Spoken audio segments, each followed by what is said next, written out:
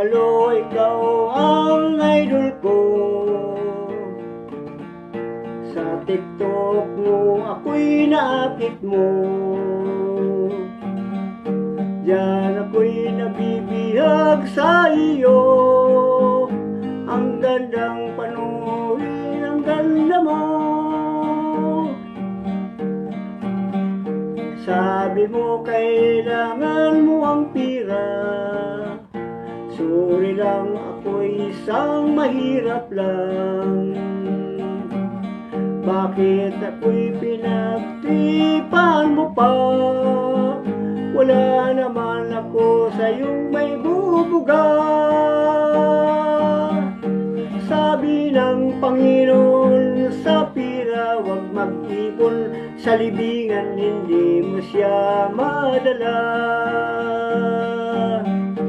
Dapat mong ipunin mo kayamanan sa langit, sapagkat ito'y kaligtasan.